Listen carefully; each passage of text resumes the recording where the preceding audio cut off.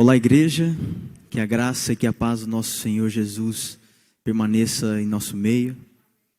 É no nome de Jesus que nós abrimos esse culto do nosso domingo.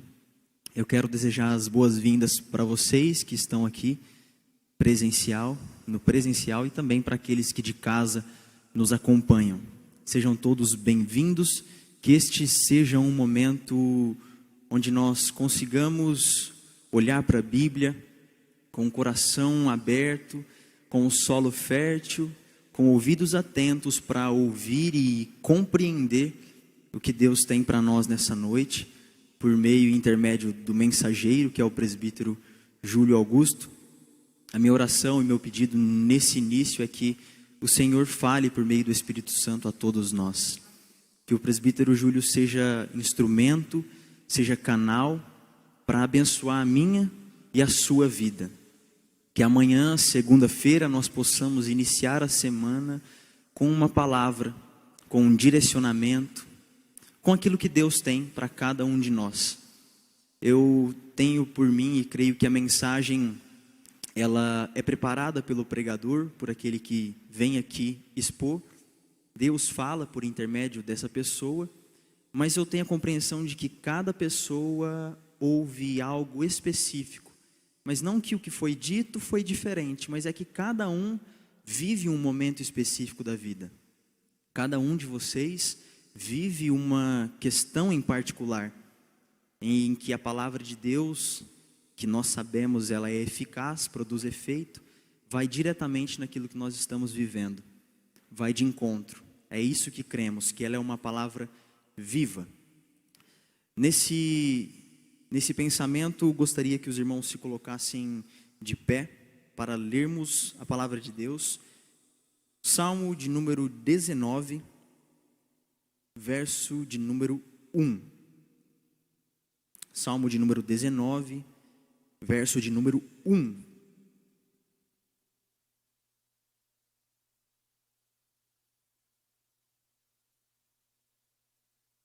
Diz assim a palavra do Senhor: os céus proclamam a glória de Deus, e o firmamento anuncia as obras das suas mãos.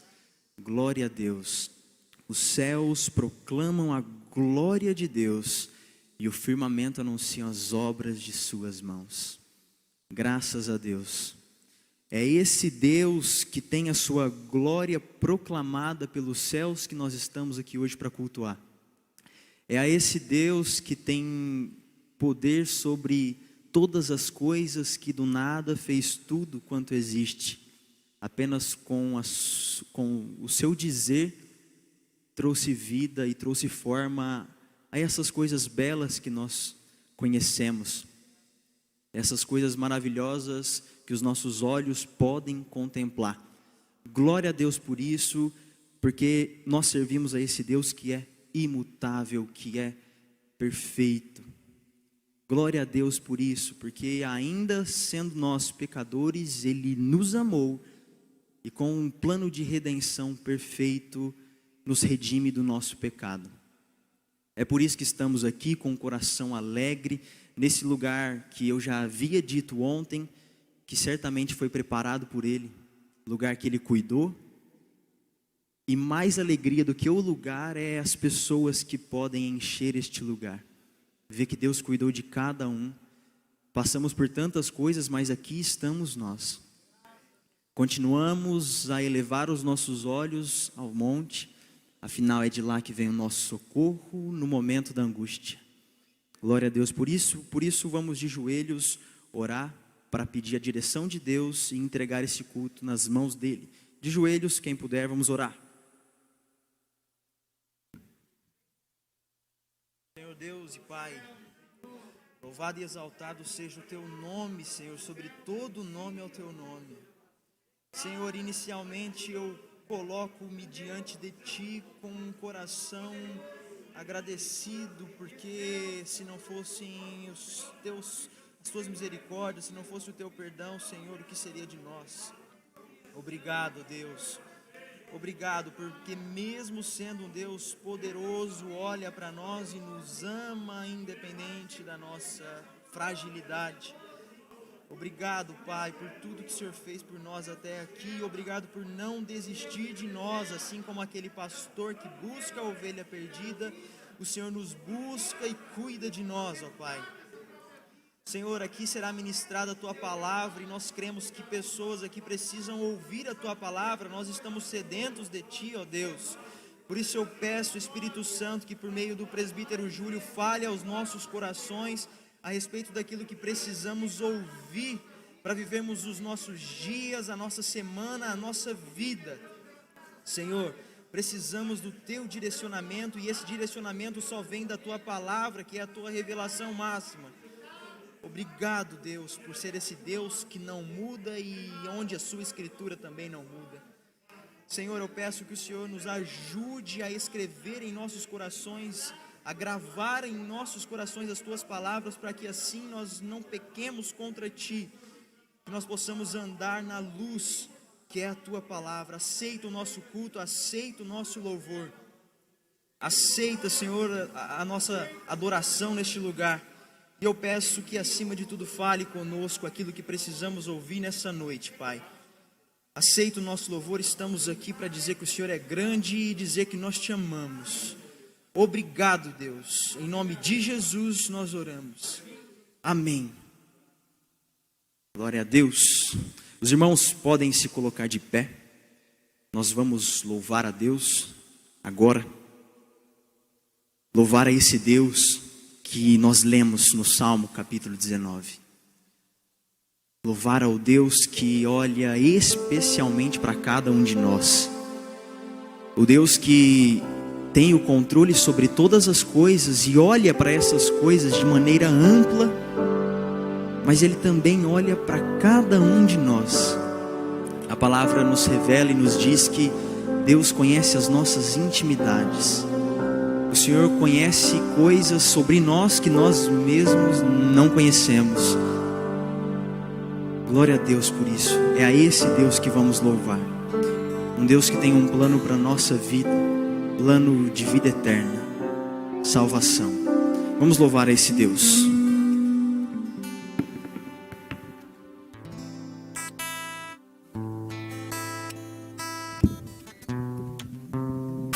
Aleluia, Senhor.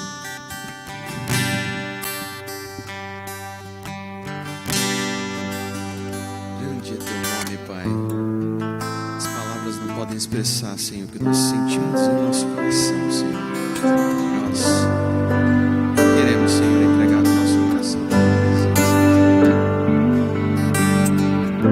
Palavras não podem expressar o que eu sinto em meu coração.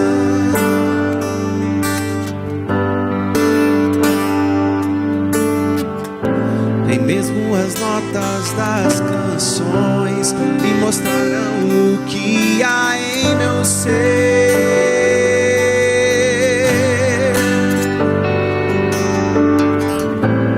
Pode o sol escurecer e a terra estremecer, eu não vou te deixar.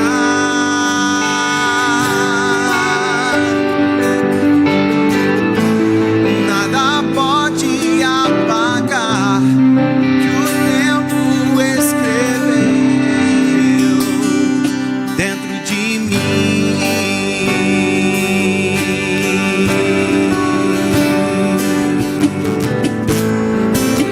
Podem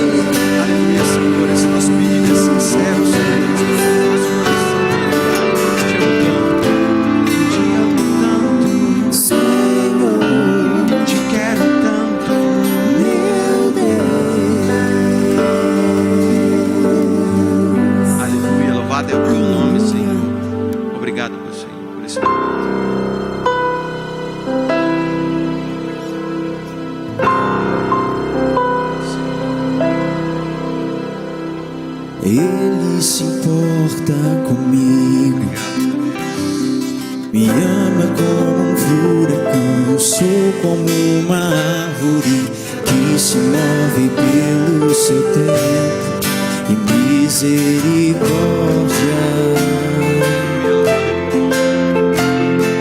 E quando esqueço de minhas aflições ofuscadas por sua glória, posso perceber o quão lindo tu és e quão grandes seus afetos por mim.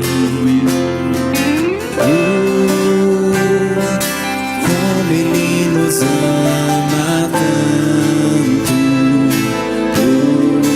como Ele nos ama, como Ele nos ama tanto.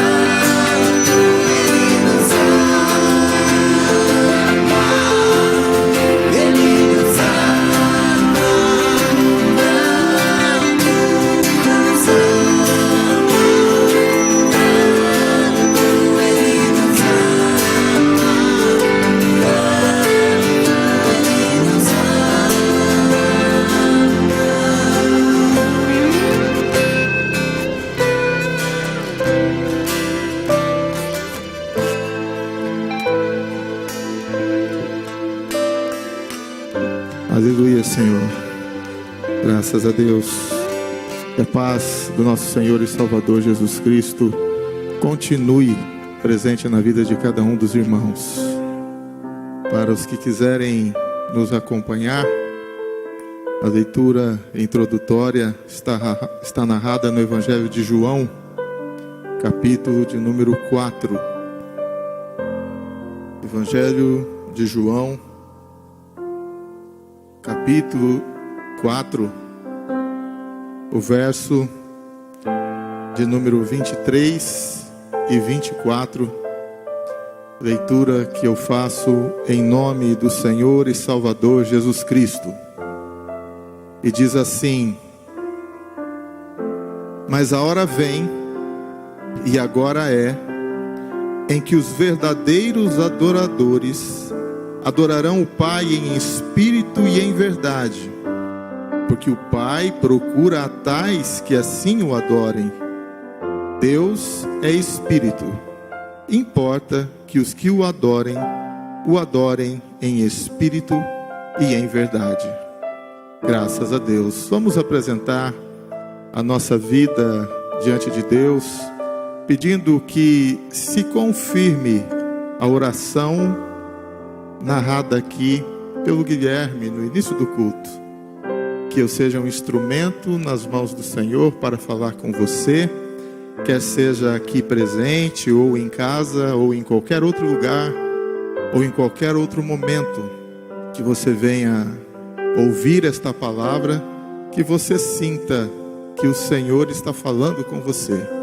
Eu desejo que Ele fale comigo e por meu intermédio abençoe a vida de todos nós. Oremos em nome de Jesus. Santo e eterno Deus, eu te louvo e te agradeço pelo dom da vida. Senhor, estamos reunidos em torno do teu nome, do teu santo e poderoso nome, reunidos a fim de sermos instruídos através da tua santa palavra. Pai eterno, o teu Espírito Santo, que foi aquele que inspirou João a relatar estes fatos, narrando as palavras do próprio Senhor Jesus, que este Espírito Santo também nos estimule, nos traga inspiração, nos convença, nos traga ensinamento para podermos, Senhor, apresentar a nossa vida diante do teu altar, certos de que o Senhor é conosco e a sua presença também vai nos alegrar o coração e falar e nos instruir para a honra e glória do teu santo nome. Aleluia, Senhor. Graças te damos em nome de Jesus. Amém, Jesus. Graças a Deus. Nós podemos perceber aqui, para quem está nos acompanhando através da transmissão, o tema da mensagem. É uma pena, e eu quero desafiar a equipe da técnica a projetar a mesma imagem que o pessoal de casa nos vê. Eu sei que forcei um pouco, mas sempre há uma oportunidade. Quem sabe numa próxima teremos essa oportunidade então. Mas o tema da mensagem é o efeito Getsemane. O efeito Getsemane. Para quem está um pouco familiarizado aí, eu falo para uma juventude que está bem familiarizada com a tecnologia, com os filtros, né? Alguns já posso ver alguns sorrisos por debaixo da máscara, os filtros. Algo que você usa pronto ali para mudar, para maquiar, para trazer um resultado, principalmente nas imagens, né? Alguns na área da música também, alguns efeitos sonoros, alguns efeitos musicais, algo que representa um evento que não faz outra coisa senão melhorar, trazer algo mais. Olha lá. Eu não disse? É só desafiar, eles conseguem projetar. Então, o efeito Getsemane. E que efeito seria este? Ou o que o Getsemane pode produzir de melhora na minha vida, na sua vida, para os leitores da Bíblia, para os ouvintes da Bíblia? Getsemane, ele é um lugar muito visitado até os dias de hoje. Para quem já foi a Israel, e eu não sei se tem alguém entre nós que já visitou Israel, mas durante a pandemia eu tenho visitado Israel quase todo final de semana. Eu descobri um canal no YouTube, e não estou patrocinando, nem fazendo merchandising, de uma moça, uma brasileira, chamada Aline, gaúcha, né, que mora em Israel, guia turística lá em Israel. E na pandemia, pela ausência dos visitantes, isso é óbvio, ela então começa a filmar os locais que ela levaria os turistas, os visitantes, na então chamada Cidade Santa.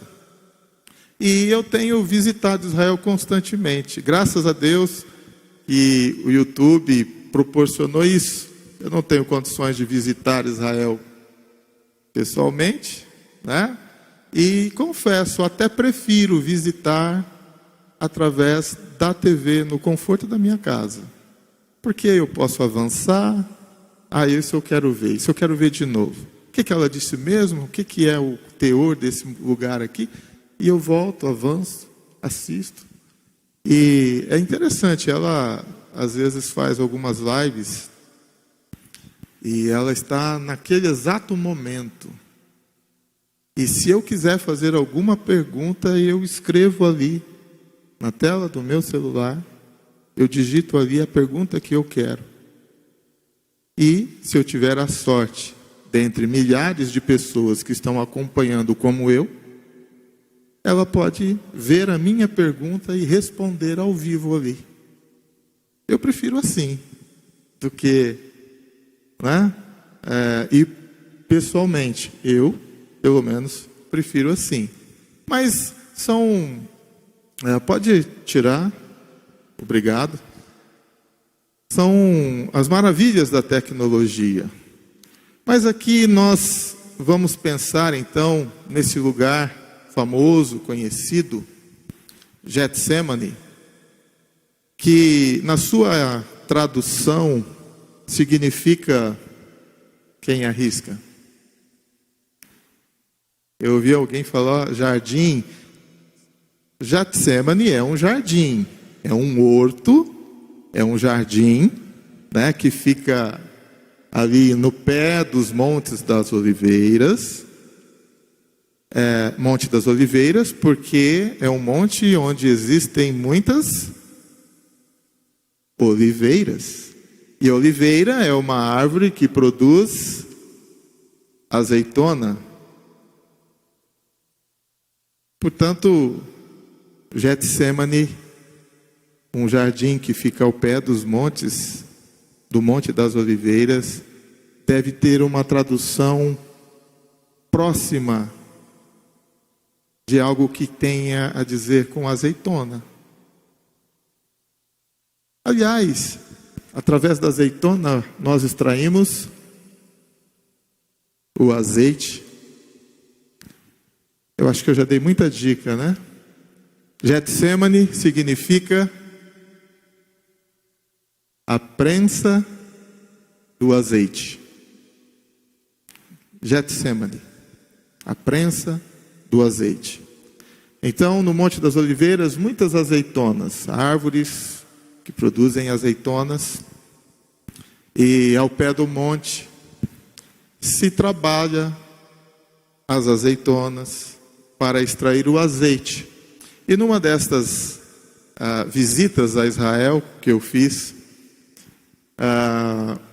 o azeite, através da prensa do esmagar o azeite, eu pude ver algumas ferramentas da época de Cristo, preservadas ali, para mostrar como era o prensar da azeitona para se extrair o azeite.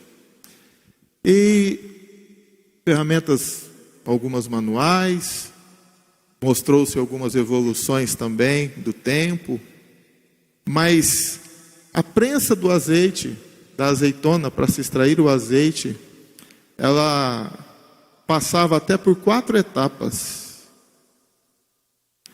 Se extraía 4 subprodutos da prensa da azeitona. A primeira etapa, o mais puro, era usado até com propriedades medicinais para uso no templo. Já ouviram falar do azeite no templo? O azeite. E também era caro, produto caro. Mas numa outra etapa, na segunda prensa, na segunda prensagem, se extraía um azeite de inferior qualidade, mas também muito utilizado. Havia ainda uma terceira e uma quarta prensa do azeite, que aí já não se extraía muita coisa, mas era bem acessível aos pobres, inclusive, para comprar o produto. Mas o efeito Getsemane, que isso pode trazer para nós hoje, mais de 2000 anos depois, não se prensa mais o azeite lá no Getsemane, da maneira manual que era feita há 2000 anos atrás, mas com certeza há produção de azeite até os dias atuais, não mais naquele local no pé do monte, mas sim um local de visitação, né? Um local para relembrarmos ali, né, para os guias turísticos falarem um pouco da história de Jesus, o que aconteceu neste lugar, o que aconteceu neste Getsemane, neste horto, neste jardim, ao pé do Monte das Oliveiras. Mas antes do episódio do Getsemane, nós vemos aqui Jesus falando com a mulher samaritana. E esta mulher, ela teve uma experiência muito particular com Jesus. Não foi no Getsemane, foi num poço, no poço de Jacó.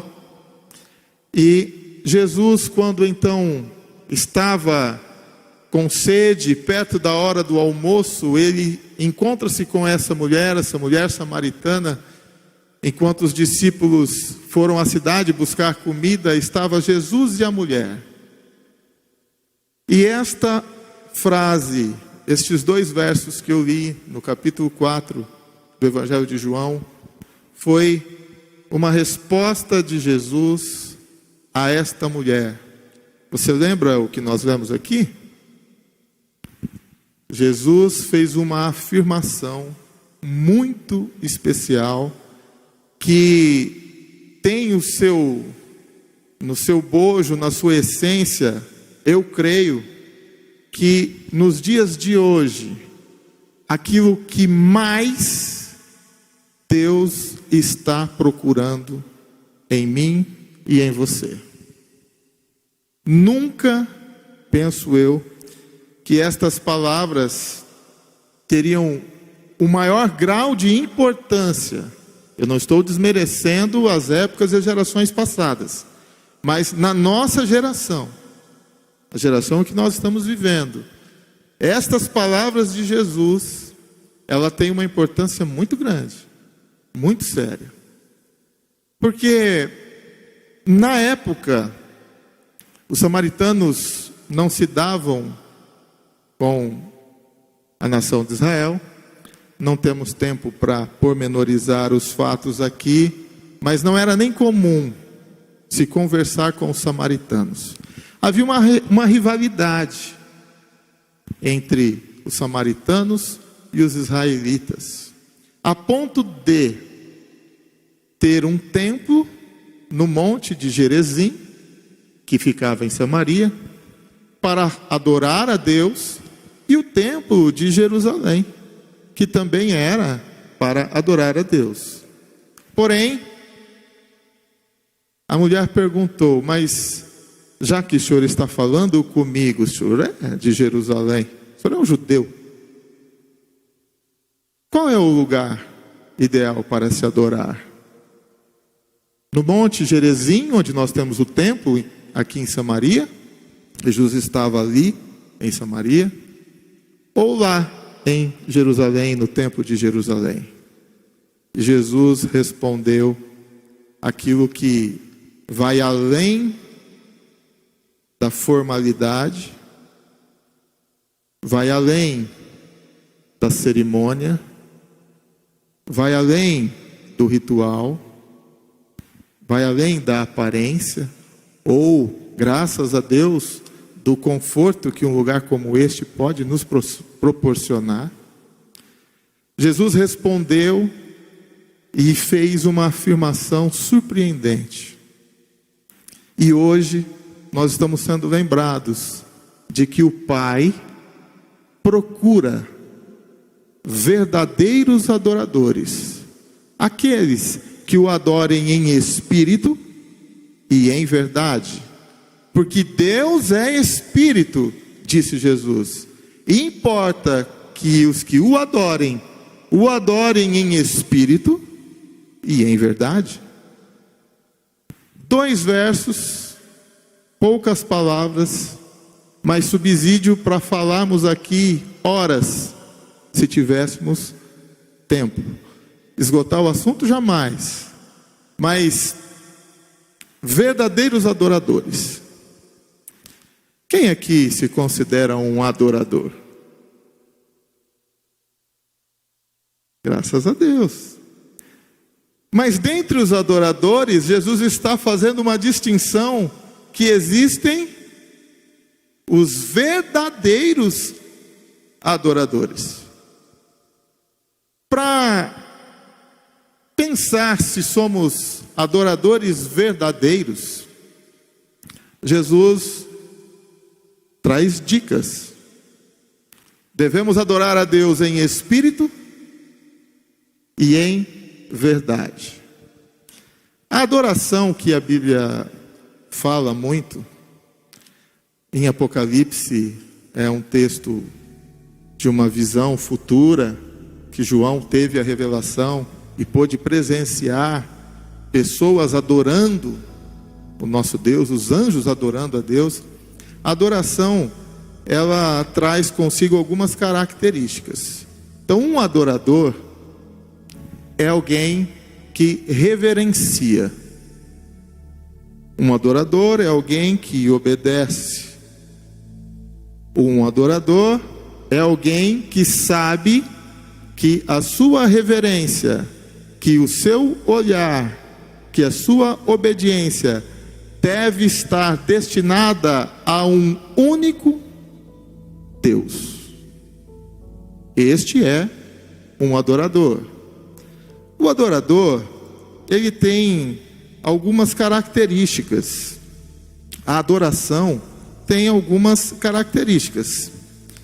Existe a adoração onde nós nos prostramos, onde nós nos inclinamos em direção ao ente adorado. Mas aqui, no livro de Apocalipse, onde traz subsídios aqui para entendermos a questão da adoração, a adoração exclusiva é algo que acontece quando alguém homenageia outra pessoa. A adoração está ligada ao louvor. A adoração ainda está ligada à direção única e exclusiva a Deus. Nos estudos bíblicos nós aprendemos e transmitimos o ensinamento de que temos que ter cuidado até com as nossas expressões. Ah, eu adoro isso, eu adoro aquilo. Por quê? Você pode amar, mas adorar somente a Deus. O adorador que tem esta consciência, então não adora objetos, não adora coisas, não tem amuletos, e muito menos adora pessoas ou personagens bíblicos, por mais importantes que eles tenham sido. O adorador, ele tem a sua inclinação, a sua devoção, o seu louvor, a sua homenagem, a sua obediência voltada única e exclusivamente a Deus. Então ele entende a verdade. Quantas pessoas são enganadas e têm a sua adoração desviada por falta de um conhecimento simples, o conhecimento da verdade. Afinal de contas, o que é a verdade?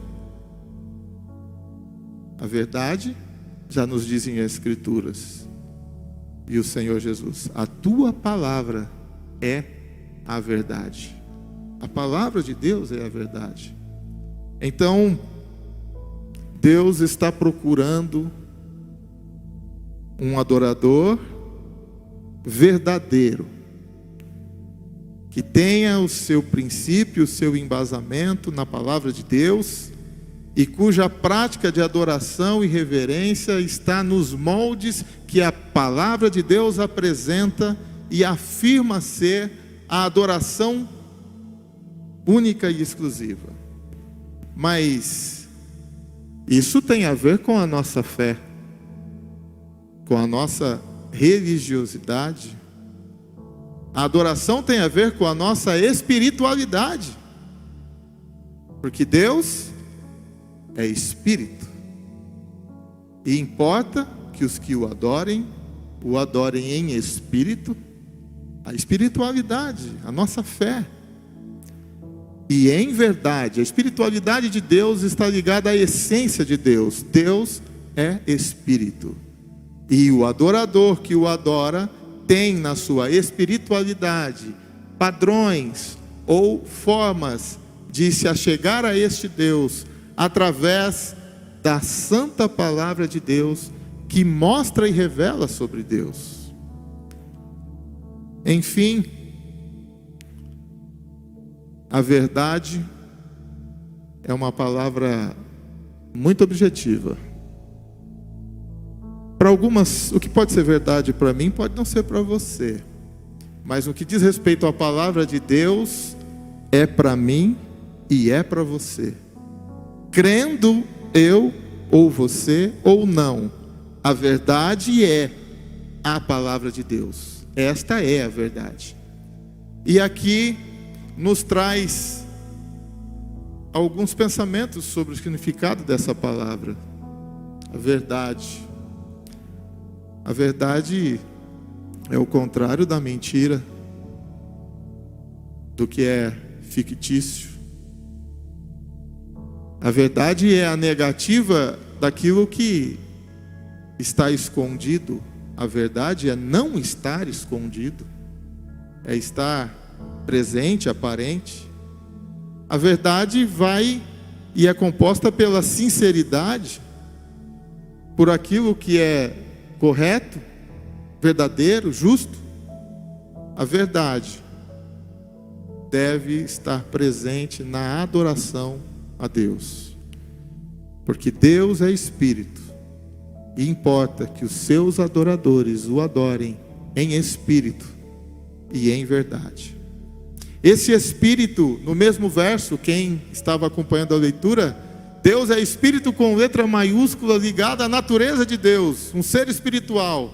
Mas os adoradores, que somos eu e você, o adoremos em espírito e em verdade. Esse espírito, referindo-se a mim e a você, está com letra minúscula, e tem a ver com a minha consciência, com o meu entendimento, com a minha e a tua inteligência, com a compreensão daquilo que Deus espera de mim e de você, para colocarmos no nosso coração, na nossa essência, aquilo que é verdadeiro, aquilo que agrada a Deus.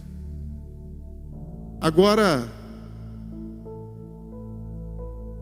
quem aqui se considera um verdadeiro adorador? Irmãos, nós temos ouvido palavras importantes desde 2 de outubro.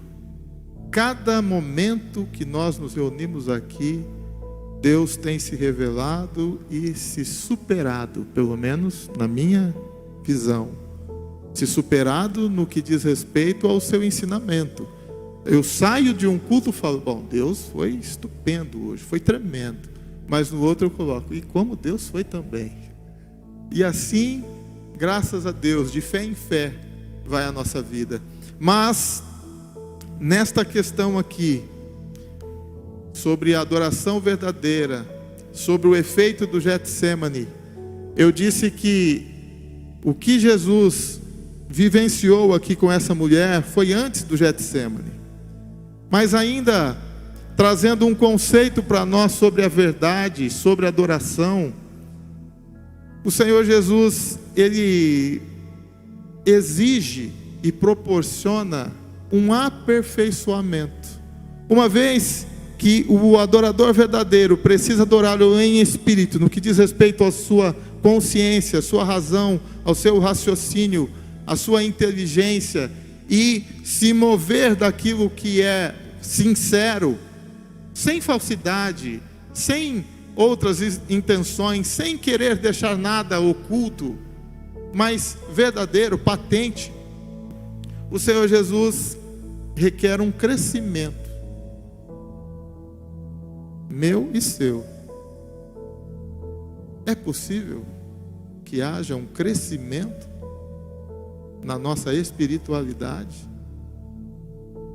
O Senhor Jesus se faz conhecer, Ele se revela pelas Escrituras, Ele se envolve comigo, Ele se envolve com você, Ele nos faz afirmações que transformam a nossa vida. Quando no capítulo 11 do evangelista João, a Bíblia relata que Jesus chorou, o menor versículo da Bíblia, Jesus chorou. Este é o menor versículo da Bíblia. Há controvérsias, mas Jesus chorou. Em qual episódio foi esse? Jesus vai visitar a Lázaro. Lázaro havia morrido fazia 4 dias.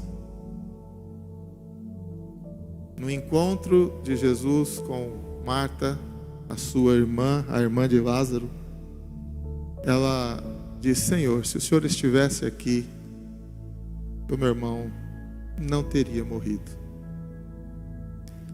E Jesus, no capítulo 11, João relata o seguinte, verso 25: Disse-lhe Jesus: Eu sou a ressurreição e a vida. Quem crê em mim, ainda que esteja morto, viverá. Mas Jesus não parou por aí. E todo aquele que vive e crê em mim, nunca morrerá. E lançou uma pergunta que eu lanço para mim: crês tu nisso? É claro que no episódio ali, Marta falou: eu sei que o meu irmão vai ressuscitar na ressurreição do último dia. Nós cremos nisso, a palavra diz isso. É uma verdade de Deus, é uma esperança nossa. Mas a palavra hoje é para mim e para você que estamos vivos. E ela está dizendo: e quem vive? Eu e você, estamos vivos. E crê em mim, disse Jesus, nunca morrerá. Quantas pessoas nos dias de hoje estão mortas espiritualmente, sem vida, sem esperança, sem um norte, sem uma direção, sem saber e temerosas do dia de hoje, do dia de amanhã, do que há por vir. Quantas pessoas que estão vivas, mas mortas espiritualmente, por não crerem nas promessas e nas palavras de Jesus.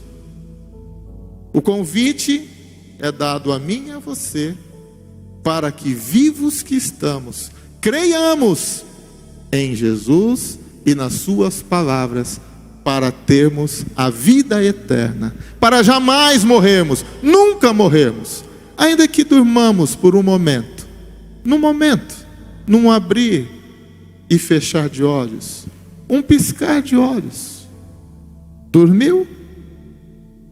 Ouviu a voz do Senhor, as trombetas soar nos céus, e ressuscitou num novo corpo, numa nova glória. E os vivos que estarmos neste dia, seremos transformados, e para sempre viveremos com o Senhor. Palavras de Jesus. Jesus fala de uma forma muito clara, muito objetiva. A esperança de vida eterna dada por Jesus é para aquele que crê. É para aquele que crê que Deus o enviou e Ele, Jesus, é o seu único e suficiente Salvador. Esta é a base da verdade. O verdadeiro adorador crê nisso, vive isso, fala sobre isso, prega sobre isso. E a esperança do verdadeiro adorador está nesta verdade que as Santas Escrituras falam a respeito de Deus e do plano de salvação. Aqui nós temos ainda Jesus dizendo que não se turbe o vosso coração. Estamos passando pelo Evangelho de João, e eu não sei se você ainda está pensando no tema da mensagem, mas qual é o efeito do Getsemane? Qual é o efeito do Getsemane? Se nem chegamos nele ainda. Mas o tempo corre, o tempo urge. Mas Jesus, Ele num momento diz: não se turbe o vosso coração.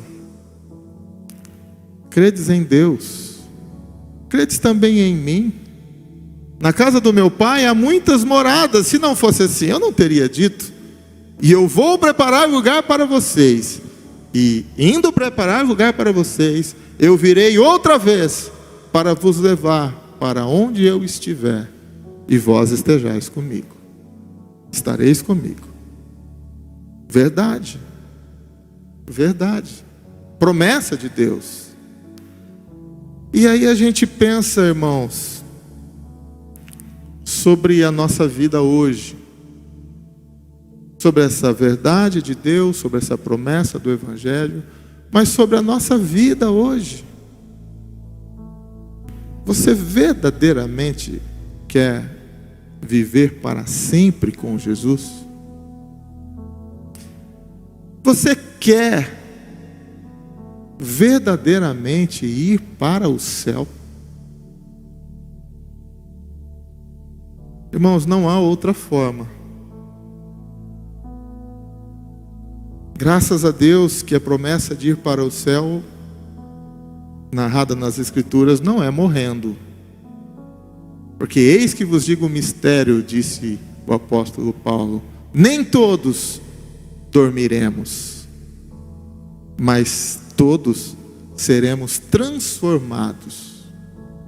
Então, a promessa de irmos para o céu, que o Senhor Jesus e as Sagradas Escrituras nos faz, é a promessa de irmos vivos para o céu, ressuscitados, se é que dormiremos antes deste dia, mas transformados, se vivos estarmos neste grandioso dia. E vivo, consciente, verdadeiro adorador, aquele que adora o Pai em espírito e em verdade, que entende que se relaciona com Cristo, se relaciona com o Evangelho, que encontra paz nas palavras de Jesus, cujo Espírito Santo, Consolador, está do lado e nos convence, e nos encoraja, e nos abençoa, e nos consola, e nos faz lembrar de todas as palavras de Jesus, e coloca uma certeza no nosso coração, e nos convence da verdade, da justiça e do juízo. Irmãos, eu preciso chegar no Getsemane. João, capítulo 17, versos 3, apenas o verso 3. Um capítulo antes do Getsemane, estou chegando nele. João capítulo 17, verso 3, diz assim: e a vida eterna é esta, que conheçam a Ti só, por único Deus verdadeiro, e a Jesus Cristo, a quem enviaste. Vida eterna. Você está trilhando, eu estou trilhando o caminho da vida eterna? Se nós cremos que Deus é o nosso único Deus, e que Ele enviou a Jesus, seu único Filho, então nós estamos encaminhados para a vida eterna. Vida eterna, ausência de morte, ausência de dor, ausência de sofrimento. Mas antes da vida eterna, onde Deus consolará, enxugará a lágrima dos nossos olhos, nós temos que passar pelo Getsemane.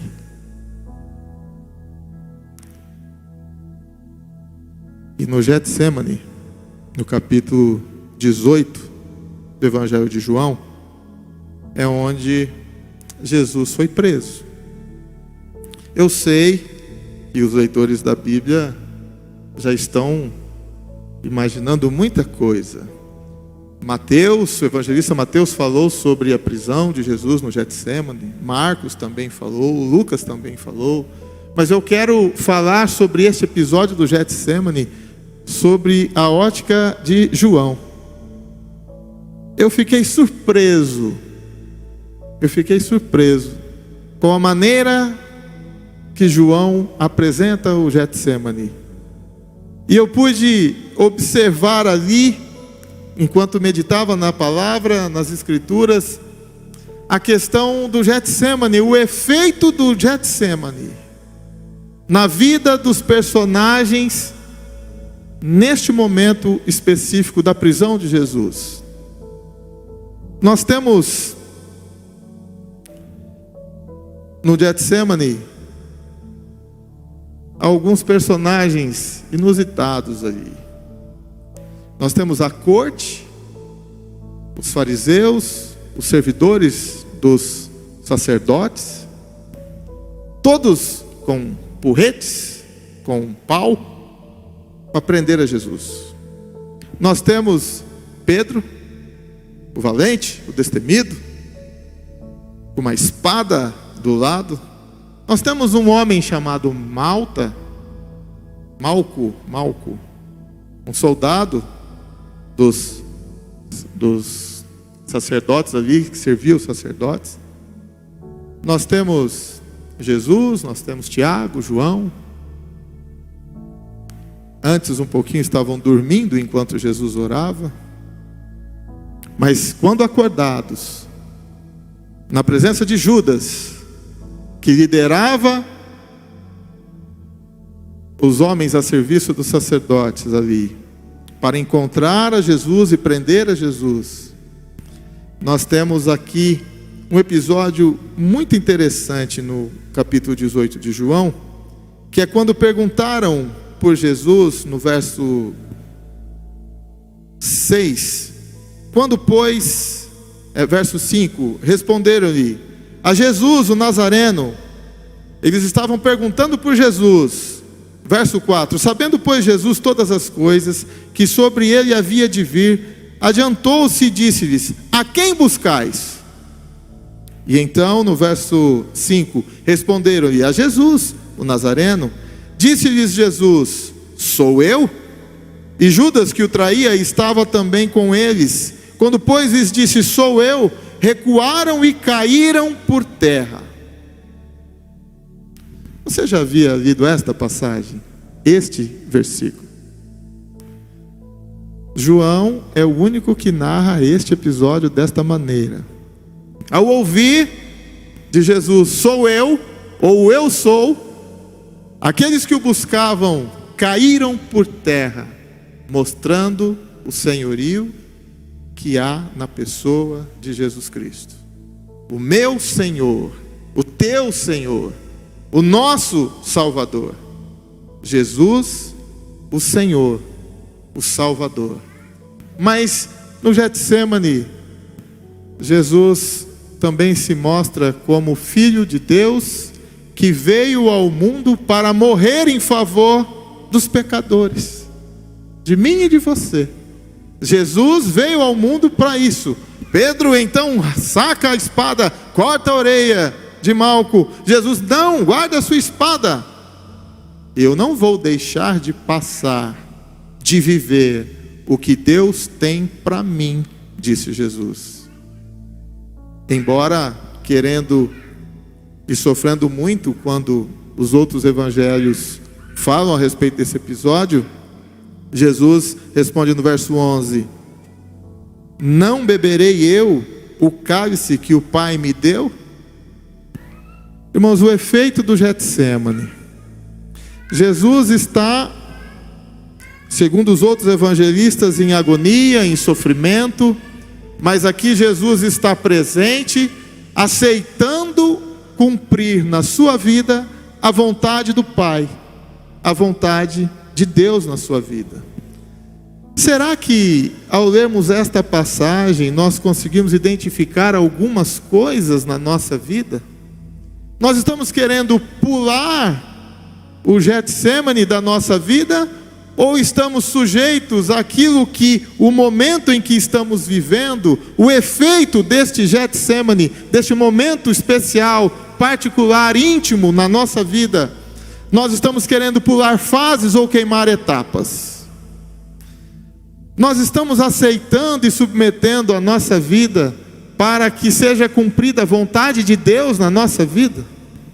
O sofrimento sobre o qual nós estamos vivendo ou passando, ou que está à porta, ele está fazendo com que nós tenhamos a mesma reação de Jesus, no sentido de pedir: Senhor, se for possível, afaste de mim esse cálice. Afinal somos humanos. Mas o efeito do Getsêmani vem trazer para mim e para você, de que a vontade de Deus deve se cumprir na minha e na tua vida.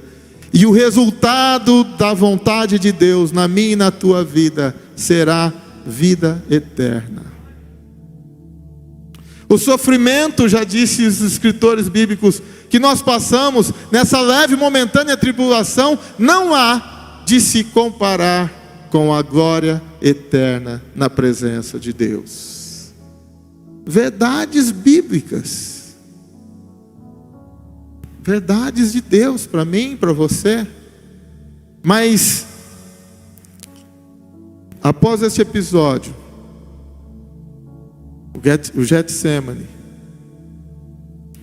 Jesus é levado a um julgamento clandestino. Procuram Anás, um homem influente que era o antigo sumo sacerdote, porque o atual sumo sacerdote era Caifás, genro de Anás. Foram procurar o sogro, mais experiente, que nem exercia a função de sumo sacerdote, mas levaram Jesus preso, escondido, à noite, para ser interrogado por Anás. E então, durante aquele interrogatório, um oficial ali, um soldado, um pouco exaltado, quando Anás faz uma pergunta a Jesus, E Jesus então responde a pergunta feita pelo sumo sacerdote, que foi perguntado assim a Jesus.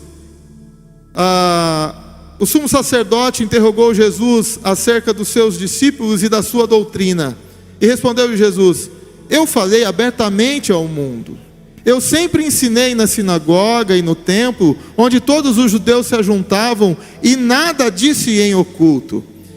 Para que me perguntas a mim? Pergunta aos que me ouviram o que é que eu lhes ensinei. E eis que eles sabem o que eu lhes tenho dito.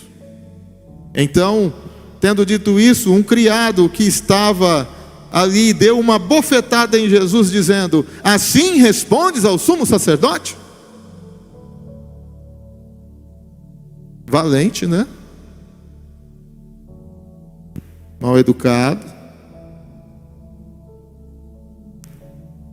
Quantas vezes eu tenho esbofeteado Jesus? Quantas vezes eu tenho ofendido?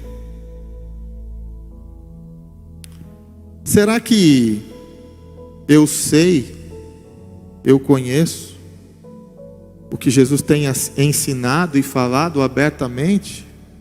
Você sabe, você conhece os ensinos de Jesus, as palavras, os ensinamentos de Jesus, as promessas de Jesus?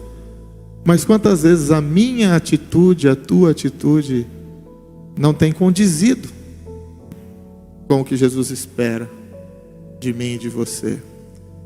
Qual tem sido o efeito do Getsemane na minha vida? Na tua vida? Eu não estou falando do sofrimento, mas eu estou falando da aplicação prática, onde Jesus escolheu e se submeteu à vontade do Pai. Este tem sido o efeito do Getsemane na minha vida, na tua vida? Nós estamos nos sujeitando à vontade de Deus para a nossa vida? Nós queremos viver o que Deus tem reservado para nós? Aqui, o tempo não permite, mas o que Jesus representou naquele momento, ou o resultado da atitude de Jesus no Getsemane, qual o resultado prático, qual a aplicação prática que trouxe para mim, para nós, hoje? Qual foi o efeito, ou quais foram os efeitos, os resultados do Getsemane nos dias de hoje, na minha e na sua vida? Pilatos fez as pazes com Herodes. João fala sobre isso, o único que fala sobre isso.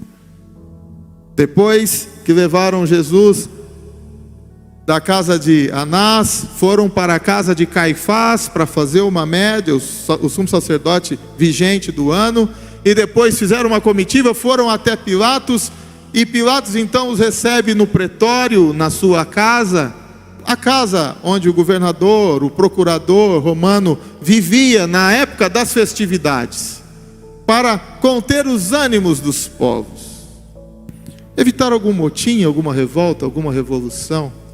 E então, nesse ambiente de trama, festividade da Páscoa, olha, por que não dizer, que cara de pau dos sacerdotes.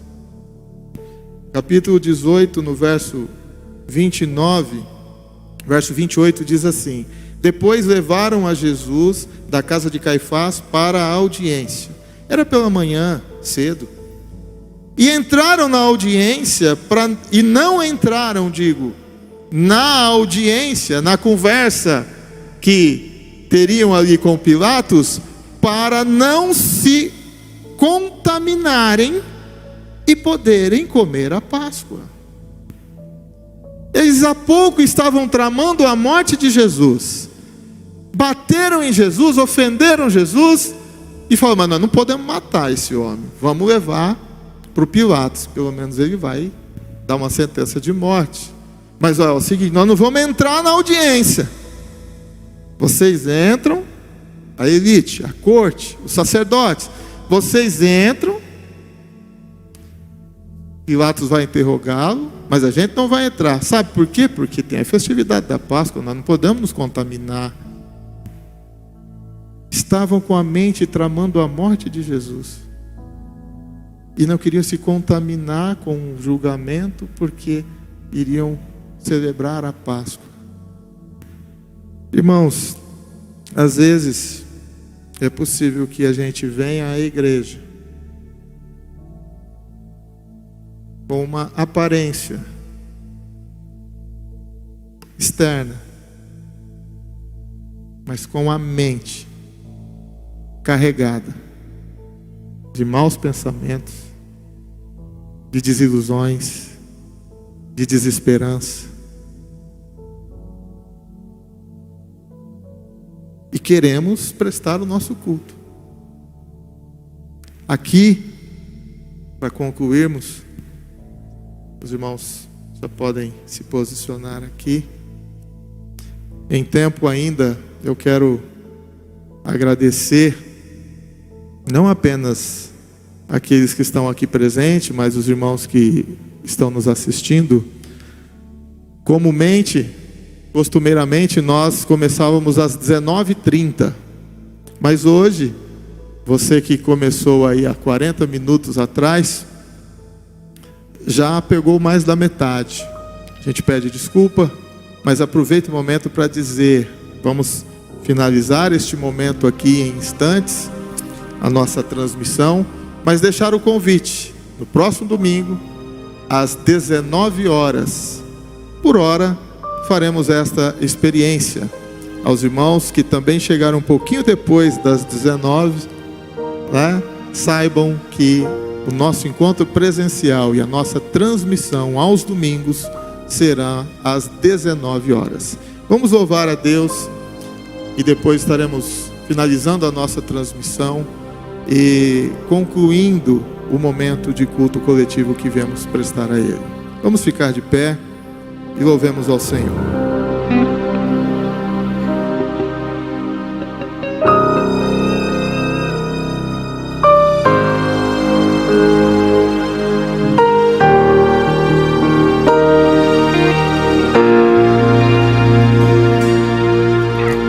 Tu és a minha luz, a minha salvação, e a ti me renderei.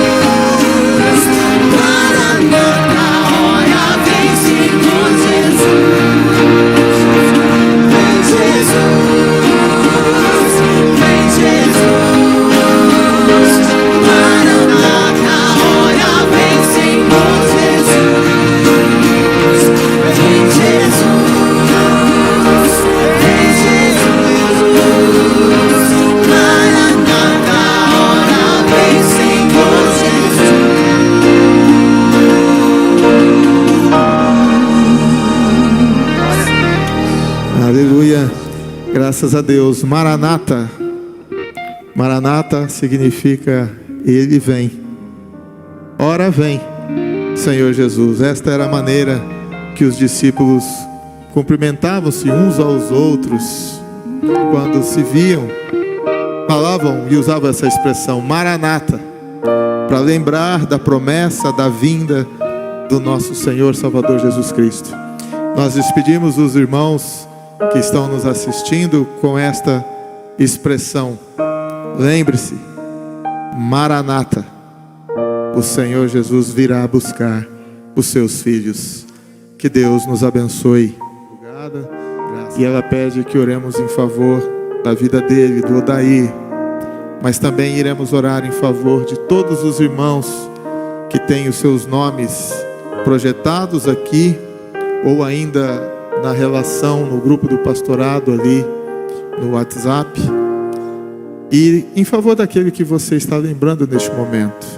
Talvez não tenha o nome desta pessoa aí, mas o nosso Deus onipresente, onisciente, não apenas sabe e conhece, mas tem poder para reverter o quadro e a situação desfavorável que alguém esteja passando.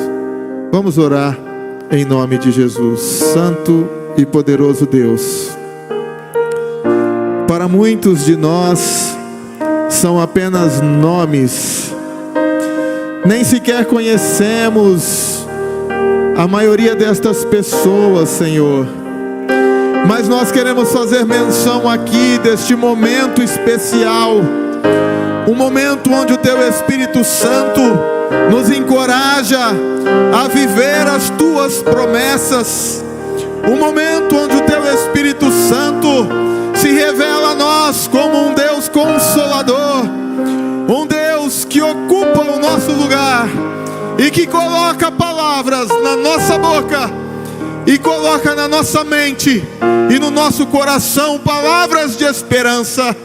Senhor Jesus, as Tuas promessas nunca falham, o Senhor sempre vence, os Teus propósitos são especiais para os Teus filhos e para a Tua igreja, e nós queremos viver a Tua vontade e submetemos aos Teus planos e propósitos.